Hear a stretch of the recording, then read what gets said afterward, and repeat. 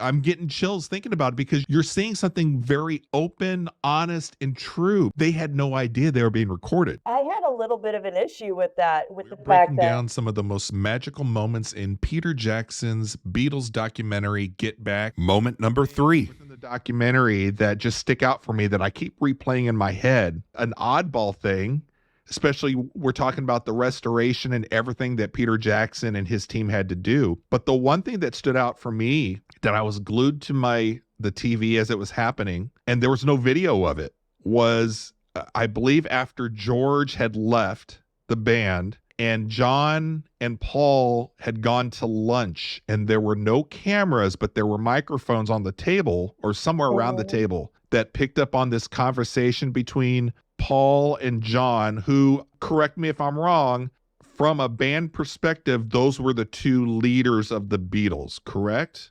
Right. Yeah.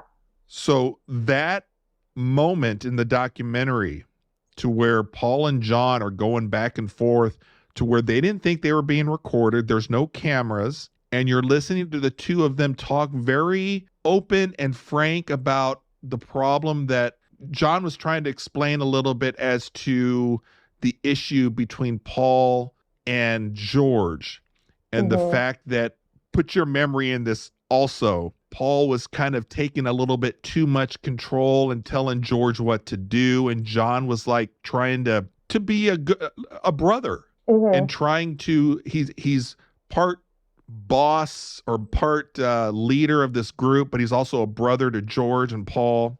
And they were having this discussion as to what the issue was. And Paul was basically saying, look, I don't want to really be like the leader or tell people what to do, but somebody has to do it. And listening to Paul and John talk about this, I'm getting chills thinking about it because you're seeing something very open, honest, and true because they had no idea they were being recorded. Do you remember that part Right. of the documentary? Yeah. I had a little bit of an issue with that. Michael Lindsay-Hogg planted recording devices. I think it was in the flower arrangements on the table. I think you're right. Yeah. And Um, explain, do you know who is that? so he's the director of the original film. It's also been rumored that he might be the son of Orson Welles. Oh, I didn't know that. Oh, interesting. It hasn't been officially confirmed or denied, but there are rumors Sure. about that. And I mean, he was pretty young at the time that he did this. He had done some other things, like he did the Stones Rock and Roll Circus, and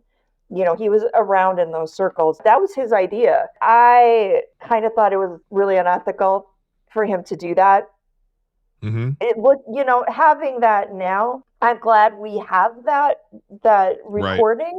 But and I think when you look back in the history of what had been leading up to that point, when Brian Epstein, their manager, died in '67, like they were just, '67 is when they did Sergeant Pepper, and like they were changing the world. Things are getting really, really big, and then Brian dies, and Brian was like their anchor. He was the manager. He arranged all of that stuff, and he was no longer there. And Paul definitely has his own workaholic tendencies, and it's just why he's still touring at 81. He didn't want this band to fail, and he felt that there needed to be somebody kind of keeping the machine going. So I can totally see his point of view. At the same time, he's also come back and said multiple times that he always thought of George as a little brother Mm-hmm. because they were a year apart. George was the youngest in the band, and at the time they met, I want to say George was like 15 or something. I mean, like Uh-huh. babies. And he always kind of had that mindset of George being the little brother, and I don't think it